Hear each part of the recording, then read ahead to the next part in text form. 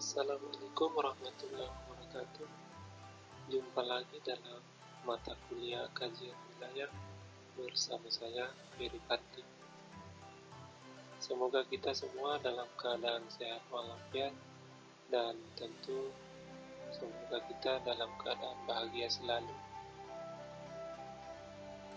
Pada kesempatan kali ini kita akan bahas pokok materi yaitu wilayah dan perwilayahan. Semoga ini bisa menjadi referensi dasar untuk memantik pikiran kita dan pengetahuan adik-adik bisa dikembangkan lebih luas lagi.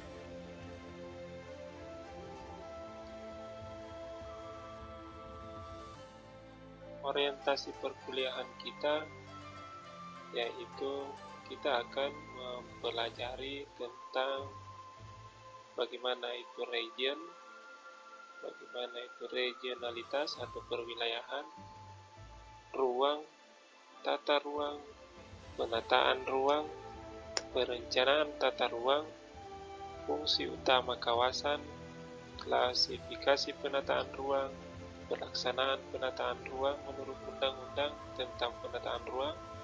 Kemudian beberapa pertemuan ke depan kita akan mereview tata ruang, konsep ruang dalam sebuah wilayah. Kita akan menganalisis tata ruang, struktur tata ruang, dan teori struktur tata ruang, juga ditambah dengan beberapa teori-teori tentang lokasi. Tujuannya yaitu memberikan wawasan kepada mahasiswa dan untuk meningkatkan pengetahuan tentang ilmu wilayah, keterkaitan ilmu wilayah dengan dinamika dan permasalahan serta pertumbuhan penduduk dalam suatu wilayah.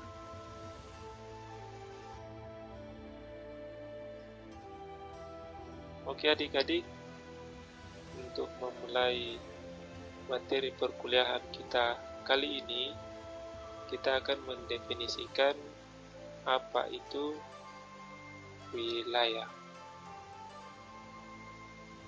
Dari beberapa ahli mengemukakan pendapatnya tentang apa itu wilayah. Di antaranya yang pertama adalah Dickinson mengatakan bahwa wilayah yang dimaksud adalah suatu kondisi fisiknya yang homogen. Sementara menurut Harrison mengatakan bahwa suatu kompleks tanah, air, udara, tumbuhan, hewan, serta juga manusia dalam hubungan khusus ialah sebagai kebersamaan yang kelangsungannya itu mempunyai karakter khusus dari permukaan bumi. Kemudian yang ketiga, menurut Van Nemer mengatakan bahwa wilayah itu adalah suatu area yang digolongkan dengan melalui kenampakan permukaan yang sama, serta juga dikontraskan dengan area sekitarnya.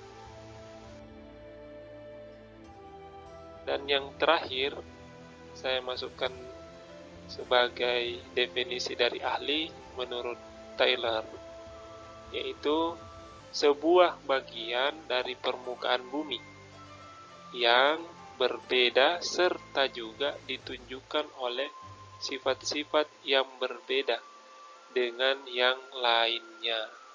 Jadi pada intinya Taylor mengatakan wilayah itu adalah sesuatu bagian di permukaan bumi yang menunjukkan sifat-sifat yang beragam.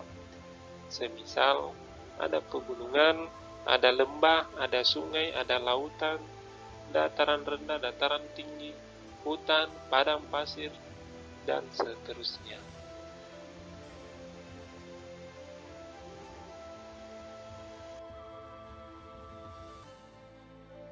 Setelah kita memahami bersama definisi yang ada, Selanjutnya kita akan coba klasifikasikan wilayah tersebut dalam dua bentuk. Yang pertama adalah wilayah formal ataukah formal region, atau biasa juga disebut uniform regional. Yang seperti apa yang dimaksud formal region, yaitu wilayah yang seragam atau homogen dari sifat fisik maupun sosial budaya. Sebagai contoh bisa saya sebutkan adalah semisal dalam sebuah desa, dia memiliki bentuk permukaan bumi yang rata atau datar. Misalnya desa di wilayah persawahan. Contoh tambahan, di sebuah desa tersebut, dia memiliki pola kehidupan yang sama. Mata pencahariannya sama. Semisal di wilayah yang dataran rendah, di wilayah persawahan, penduduknya bermata pencaharian sebagai petani. Jadi inti dari formal region adalah wilayah yang seragam atau homogen dari sifat fisik seperti permukaan bumi atau permukaan wilayahnya yang datar atau rendah, atau permukaan wilayahnya di wilayah persawahan, maupun sosial budayanya seperti pola mata pencahariannya yang sama. Sementara yang kedua adalah wilayah fungsional, atau kita biasa sebutnya juga nodal region. Wilayah yang dimaksud ini adalah wilayah yang beragam atau heterogen karena adanya keterkaitan antar kegiatan di beberapa wilayah tersebut. Jadi wilayah fungsional atau disebut nodal region adalah kebalikan dari istilah formal region. Kalau wilayah fungsional adalah wilayah yang beragam dan heterogen. Kalau bisa kita contohkan, dalam sebuah wilayah tersebut penduduknya bermata pencaharian yang beragam dan saling ketergantungan. Misalnya di Kabupaten Goa, untuk wilayah yang tinggi dia bermata pencaharian sebagai petani. Sementara di wilayah pesisir dia bermata pencaharian sebagai nelayan. Jadi keduanya wilayah yang penduduk yang menempati wilayah tersebut itu saling ketergantungan untuk memperoleh sumber pangan.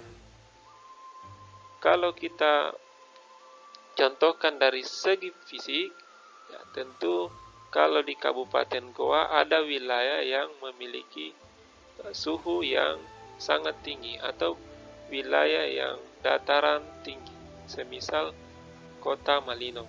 Sementara di wilayah sebelah timur wilayah yang datar, di mana dihuni oleh penduduk yang bermata pencaharian juga beragam. Jadi pada intinya wilayah fungsional yang dimaksud ini adalah wilayah yang dicirikan heterogen atau beragam. Ada pegunungannya, ada dataran rendahnya, ada dataran tingginya, ada dataran yang sangat rendah. Seperti itu. Kalau dari segi sosial juga bermacam-macam. Ada yang bergelut di bidang industri, perniagaan, ada sebagai nelayan, dan juga ada yang berkegiatan di bidang pertanian.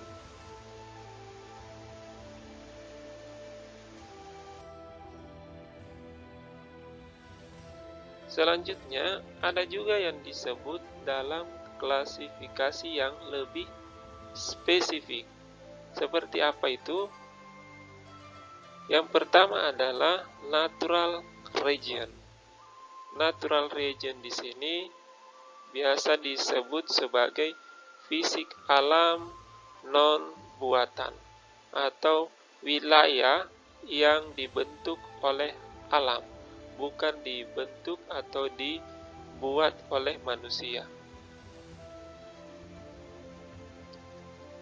Kemudian yang kedua yaitu specific region. Jadi wilayah yang memiliki ciri khas. Contoh,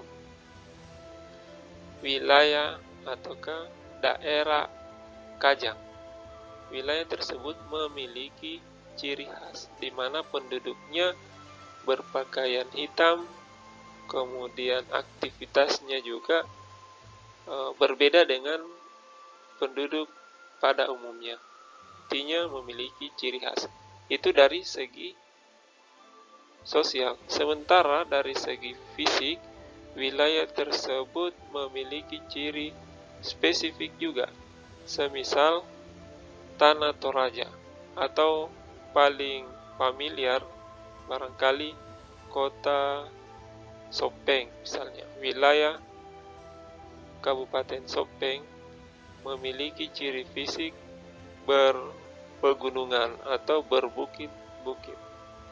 Berbeda dengan kota Makassar yang cenderung wilayahnya datar dan seragam. Kemudian yang ketiga, single feature regional atau memiliki kenampakan tunggal. Jadi kalau yang kedua adalah specific region memiliki ciri khas, jika yang ketiga ini adalah wilayah yang memiliki kenampakan yang tunggal. Jadi dia hanya menampilkan wilayah yang satu jenis.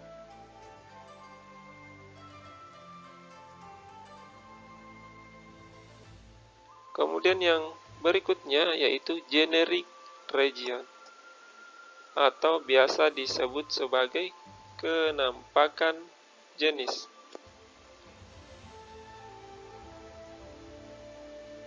Kemudian yang kelima yaitu faktor analisis region atau wilayah hasil analisis.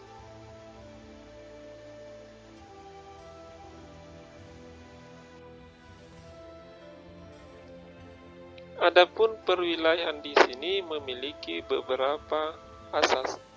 Saya sebutkan 4 di antaranya yang paling umum, yaitu river basin, kemudian similarity, functionality, dan ad hoc. Berikutnya, perwilayahan memiliki paradigma, di antaranya daerah aliran sungai, wilayah homogen, nodal, metropolitan, dan wilayah pengelolaan. Untuk penjelasan asas dan paradigma, kita akan lanjutkan pada kesempatan kuliah berikutnya. Saya kira cukup sekian. Untuk pertanyaan, silahkan tinggalkan komentar atau kita akses kelas SAM OK. Saya Ferry Fadli. Wassalamualaikum warahmatullahi wabarakatuh.